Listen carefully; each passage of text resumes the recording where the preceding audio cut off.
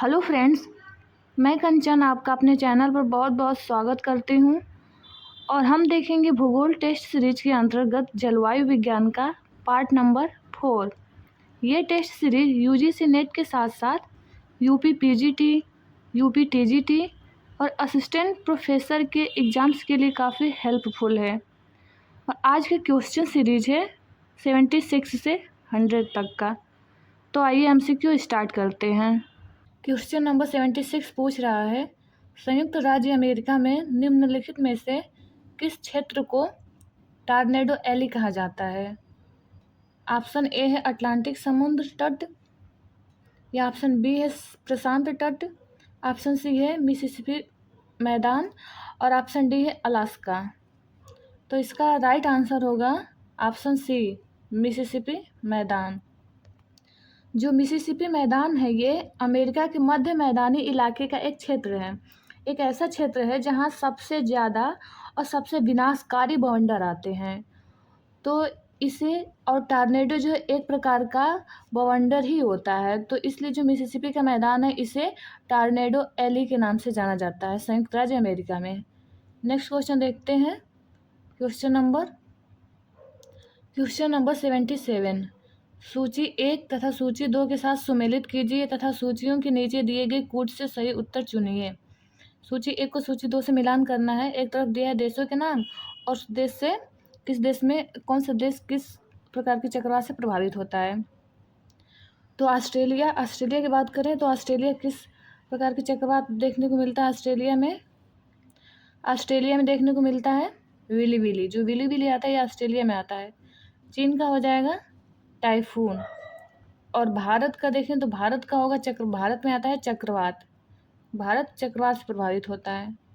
और जो संयुक्त राज्य अमेरिका है यहाँ पे देखने को मिलता है हरिकेन। तो ऑस्ट्रेलिया का हो गया विली विली, चीन का हो गया टाइफून और भारत का हो गया चक्रवात। ये इसका राइट आंसर है। नेक्स्ट क्वेश्चन देखते हैं। Question number 78। टाइफून नामक चक्रवात से निम्नलिखित में से कौन सा क्षेत्र अधिक प्रभावित होता है? ऑप्शन ए है ऑस्ट्रेलिया, ऑप्शन बी है चीन सागर, ऑप्शन सी है एशिया और ऑप्शन डी है अमेरिका। तो इसका राइट आंसर होगा ऑप्शन बी, क्योंकि जो टाइफून नामक चक्रवात है इसका सर्वाधिक प्रभाव जो देखने को मिलता है या सर्वाधिक जो प्रभावित करता है ये चीन सागर क्षेत्र को प्रभावित करता है। नेक्स्ट क्वेश्चन देखते हैं। Question number 79। कथन ए है कि पृष्ठीय वायु चक्रवात के केंद्र के ऊपर अभ्यंतर कुंडलित होती है और कारण आर है कि हवा चक्रवात के केंद्र में अवरोहित होती है। इसमें 4 ऑप्शन दिया है, option A, option B, option C व डी। तो इसका जो राइट आंसर होगा ये हो जाएगा ऑप्शन बी। ए और आर दोनों सही है तथा स्पष्टीकरण सही नहीं है, क्योंकि जो यदि आर कथन की बात करें तो जो हवा चक्रवात के केंद्र में अवरोहित का मतलब होता है आरोहण होना या हवा का अवतलन होना। तो जो ये चक्रवात का जो केंद्र होता है इसे चक्रवात की अक्ष या चक्रवात का चक्षु या चक्रवात की आंख के नाम से भी जानते हैं।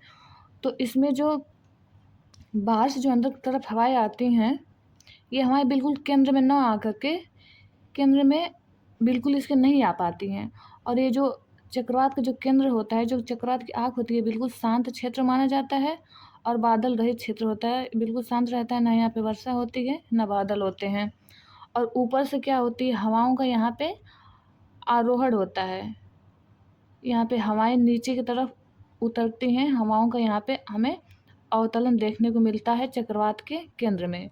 और जो इसके केंद्र के बाद जो यहाँ पे एक चक्रवात केंद्र की जो दीवार होती है इसके माध्यम से ये हवाएं आरोहित होकर ऊपर उठती हैं। ऊपर उठ के जाके यहाँ पे ये जो दे रहा है कि वायु चक्रवात के केंद्र के ऊपर अभ्यंतरित कुंडलित होती हैं। तो इस चक्षु के सहारे न होकर के वो इस दीवार के सहारे ऊपर आरोहित होती हैं। और जो चक्रवात का आँख होता है यहाँ पे जो हवाएं हैं वो अवरोहित होती हैं। अवरोही का मतलब नीचे उतरती हैं।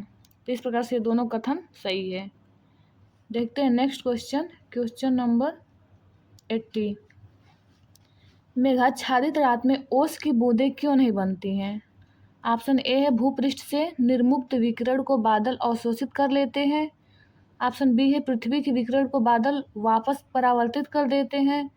ऑप्शन सी है मेघाच्छादित रातों में भूपृष्ठ का तापमान कम होता है। और ऑप्शन डी है बादल बहते हुए पवन को भूमि तल की ओर विक्षेपित कर देते हैं। इसका राइट आंसर होगा ऑप्शन नंबर बी, क्योंकि जो बादल होते हैं, जो पृथ्वी से जो विकिरण निकलता है, इस विकिरण को बादल पुनः उसको क्या करते हैं, उसको परावर्तित कर देते हैं पृथ्वी की तरफ। और जो ये विकिरण पृथ्वी पे ही रह जाता है, पृथ्वी के वायुमंडल में ही रह जाता है, बाहर नहीं निकल पाता है, तो पृथ्वी गर्म रहती है, पृथ्वी का वातावरण गर्म रहता है। और जब तापमान अधिक रहेगा तो फिर वहाँ पे बूंदों का निर्माण नहीं होगा। जब हमारा वातावरण जब ठंडा होगा तब तो जो जल रहेगा वो वाष्प में परिवर्तित होकर बूंदों के रूप में हमारे पृथ्वी पे आएगा। तो बादल जो रहते हैं, उस जो दीर्घ विकिरण निकलता है उसको पुनः परावर्तित कर देते हैं और हमारा वातावरण गर्म रह जाता है, इसलिए बूंदों का निर्माण नहीं हो पाता है मेघाच्छादित रातों में। क्वेश्चन नंबर 81 देखते हैं। वर्षा की मात्रा निर्भर करती है। ऑप्शन ए है हवा के दबाव पर, ऑप्शन बी है वायुमंडल में नमी पर, या ऑप्शन सी है जल चक्र पर, या ऑप्शन डी होगा तापक्रम पर। तो जो वर्षा की मात्रा है ये निर्भर करती है वायुमंडल में नमी पर। वायुमंडल में जितना नमी अधिक रहेगा वर्षा उतनी अधिक प्राप्त होगी। अब देखते हैं नेक्स्ट क्वेश्चन। क्वेश्चन नंबर 82 ये पूछ रहा है कि हर दिन कमोबेश एक सा ही होता है। सुबह समुद्री मंद पवन के साथ साफ और उजली होती है। जैसे जैसे सूर्य आकाश में ऊपर चढ़ता जाता है गर्मी बढ़ती जाती है, घने बादल बनने लगते हैं और फिर बादलों की गरज और बिजली की चमक के साथ वर्षा होने लगती है। लेकिन वर्षा जो है शीघ्र ही समाप्त हो जाती है। तो ये दिया है कि उपर्युक्त जो उद्धरण है इसमें निम्नलिखित क्षेत्रों में से किसका वर्णन किया गया है। क्षेत्र देख लेते हैं। इसमें ऑप्शन ए है कि सवाना, ऑप्शन बी है विषुवतीय, ऑप्शन सी है मानसूनी, व ऑप्शन डी है भूमध्य सागरीय। तो ये जो विशेषताएं हम देख रहे हैं कि बिजली के साथ चमक के साथ वर्षा प्रारंभ होती है और लेकिन वर्षा शीघ्र ही समाप्त हो जाती है। तो ये विशेषता है किस क्षेत्र की। इसका राइट आंसर हो जाएगा ऑप्शन बी, विषुवतीय क्षेत्र। विषुवतीय क्षेत्र में इस प्रकार की वर्षा को 4 बजे की वर्षा के नाम से भी जाना जाता है, क्योंकि पूरे दोपहर तक वहाँ का तापमान बढ़ता जाता है, वातावरण बिल्कुल गर्म होता है और वातावरण का तापमान अधिक हो जाने से जलवाष्प का निर्माण होता है। और जब जलवाष्प बनता है तो जलवाष्प से बादलों का निर्माण होता है। वही बादल फिर आके यहाँ के दोपहर के बाद लगभग 3-4 बजे के करीब यहाँ पे बहुत अधिक और कम समय में वर्षा कर देते हैं। तो इसलिए इसे वहाँ पे 4 बजे की वर्षा के नाम से भी जाना जाता है विषुवतीय क्षेत्र में। नेक्स्ट क्वेश्चन देखते हैं। Question number 83। तड़ित झंझा के दौरान आकाश में तड़ित किनके द्वारा उत्पन्न होती है। ऑप्शन 1 है आकाश में कपासी वर्षा मेघों के मिलने से। ऑप्शन 2 है तड़ित से जो वर्षा मेघों को पृथक करती है। ऑप्शन 3 है हवा और जलकणों के ऊपर की ओर तीव्र चलन। इसका राइट आंसर हो जाएगा ऑप्शन सी। आकाश में कपासी वर्षा मेघों के मिलने से जो तड़ित उत्पन्न होते हैं, जो बिजली वो उत्पन्न होती है, और हवा और जलकण जब ऊपर बहुत तीव्र गति से चलन करते हैं, जब तीव्र गति से हवा और जलकणों का संचलन होता है तो फिर हमें ये तड़ित आकाश में देखने को मिलते हैं या बिजली चमकती है। तो इसका राइट आंसर हो जाएगा option number C. Next question देखते हैं। Question number 84। सर्वाधिक ऊंचाई के बादल हैं। ऑप्शन ए है मध्य कपासी, ऑप्शन बी है मध्य स्तरीय, ऑप्शन सी है कपासी, या ऑप्शन डी होगा पछाब स्तरीय। इसका राइट आंसर हो जाएगा ऑप्शन डी, पछाब स्तरीय। नेक्स्ट क्वेश्चन देखते हैं। क्वेश्चन नंबर 85 है कथन ए कि वायुमंडल में नमी की मात्रा अक्षांश संबंध है, और कारण जो है ये पूछ रहा है कि नमी को जलवाष्प के रूप में रखने की क्षमता तापमान से संबद्ध है। इसका क्या होगा राइट आंसर। इसका राइट आंसर होगा ऑप्शन बी। ए और आर दोनों सही है, पर आगे की सही स्पष्टीकरण नहीं है, क्योंकि जो वायुमंडल है उसमें नमी की मात्रा अक्षांशों द्वारा भी संबंध है। क्योंकि जो पृथ्वी है इस पे हमें नमी की मात्रा भूमध्य रेखा पे सबसे अधिक देखने को मिलती है, क्योंकि तापमान सर्वाधिक रहता है और तो सर्वाधिक रहता है, तो तापमान बढ़ने से वायुमंडल में जलवाष्प के द्वारा जलवाष्प का निर्माण होता है और नमी की मात्रा बढ़ने लगती है। जैसे जैसे हम उत्तर की तरफ जाते हैं नमी की मात्रा कम होती जाती है। तो ये भी सही है। और फिर दे रहा है कि नमी को जलवाष्प के रूप में रखने की क्षमता तापमान से संबद्ध है। तो ये भी सही है, क्योंकि जिस हवा जितनी गर्म होगी, जिस वायु का जितना तापमान अधिक होगा, उसमें जलवाष्प धारण करने की क्षमता उतनी ही अधिक होगी। तो इसलिए जो जलवाष्प या नमी को जलवाष्प के रूप में रखने की क्षमता है वो तापमान से बिल्कुल संबद्ध है। क्वेश्चन नंबर 86 देखते हैं। निम्नलिखित कथनों में से कौन सा एक सही है? ऑप्शन ए है पछाब मेघ हिम क्रिस्टलों से बनते हैं। ऑप्शन बी है पछाब मेघ समतल आधार दर्शाते हैं तथा उनका स्वरूप आरोही गुंबद के समान होता है। ऑप्शन सी है कपासी मेघ सफ़ेद तथा पतले होते हैं और वे सूक्ष्म धब्बों के रूप में दिखते हैं और उनका स्वरूप रेशेदार तथा पंखनुमा होता है। ऑप्शन डी है कपासी मेघों का वर्गीकरण उच्च स्तर पर रहने वाले मेघों के रूप में किया जाता है। इसका राइट आंसर होगा ऑप्शन ए। जो पछाब मेघ हैं ये हिम क्रिस्टलों से बनते हैं, ये बिल्कुल सही है। और ये जो दे रहा है कि पछाब मेघ समतल आधार दर्शाते हैं, उनका स्वरूप गुंबद के समान होता है, ये गलत है।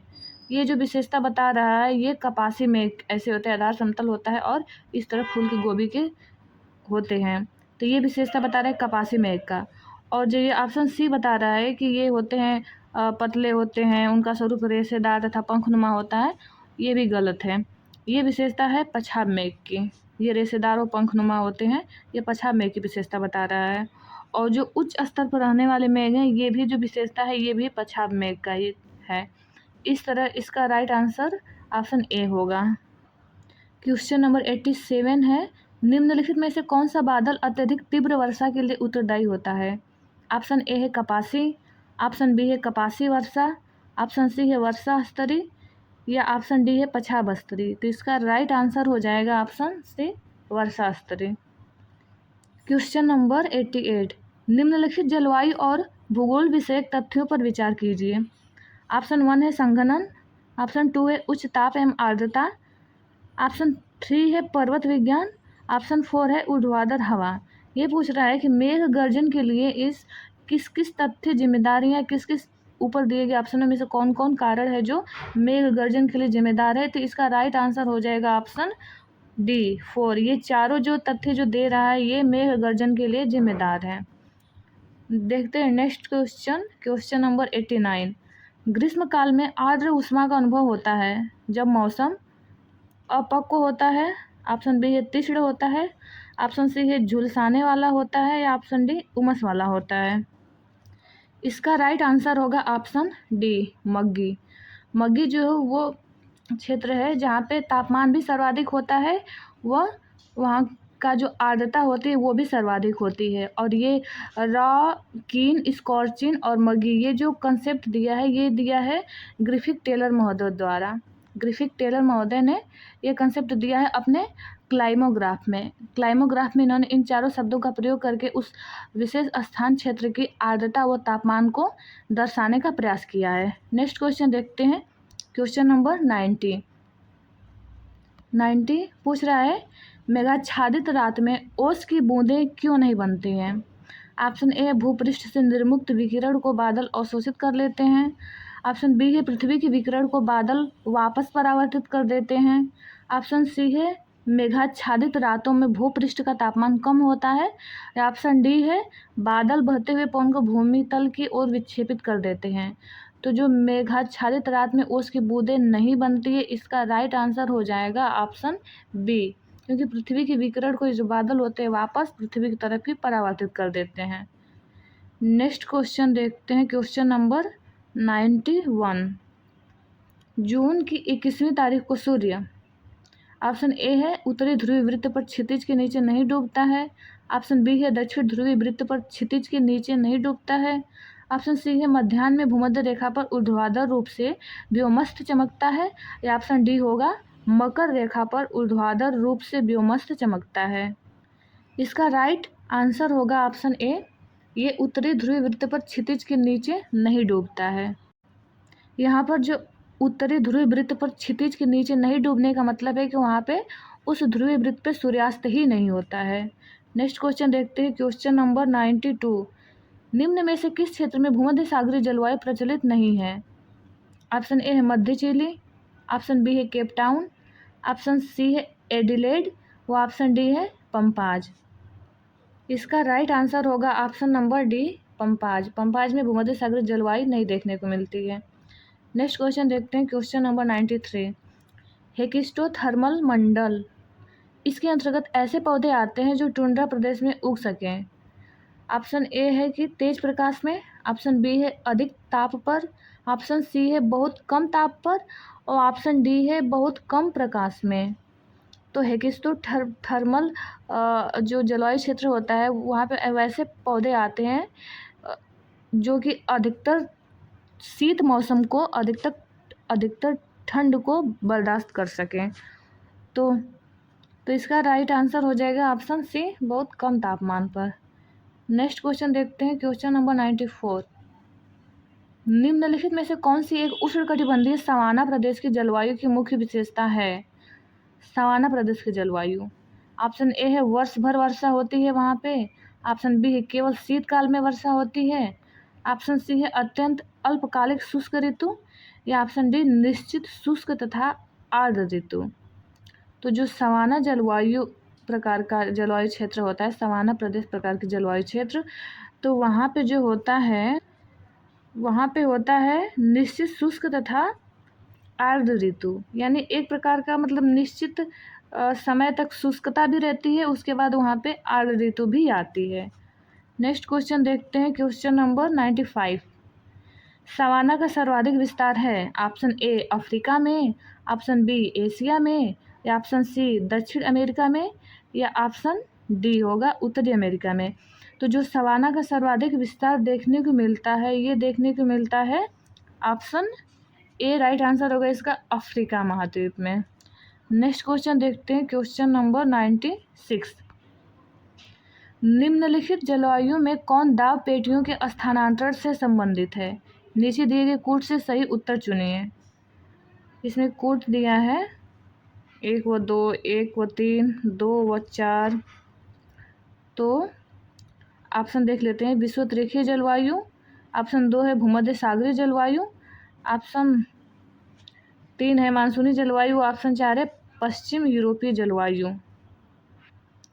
तो इसमें जो जलवायु क्षेत्र दाब पेटियों के स्थानांतरण से संबंधित है वो है ऑप्शन 2 भूमध्य सागरीय जलवायु क्षेत्र व ऑप्शन 3 है मानसूनी जलवायु क्षेत्र। ये दोनों दाब पेटियों के स्थानांतरण से संबंधित। बाकी विषुवत रेखीय जो जलवायु है वो तो विषुवत रेखा पे ही मिलती है, इस पे वायुदाब पेटियों के स्थानांतरण से कोई प्रभाव नहीं पड़ता है। और पश्चिमी यूरोप तुल्य जलवायु जो है वो भी पश्चिमी यूरोप में ही देखने को मिलती है। नेक्स्ट क्वेश्चन देखते हैं, क्वेश्चन नंबर 97। निम्नलिखित में से कौन सुमेलित नहीं है? ऑप्शन ए है डाउन्स। क्या जो डाउन्स है ये इसका जो शब्द है ये इसमें आके मिल गया है, तो ये इसमें है उष्णकटिबंधीय वन। तो इसे हम देख लेते हैं, इसके साथ पढ़ लेते हैं कि जो डाउन्स है क्या ये उष्णकटिबंधीय वन है? तो ये भी नहीं सही सुमेलित है, क्योंकि जो डाउन्स है साउथ अफ्रीका में पाया जाने वाला समशीतोष्णीय एक प्रकार की घास का मैदान है। और स्टेपीज, तो स्टेपीज ये उष्णकटिबंधीय घास का मैदान है, तो ये भी गलत है, क्योंकि जो स्टेपीज है ये भी समशीतोष्ण घास का ही मैदान है जो कि मध्य यूरोप में देखने को मिलता है।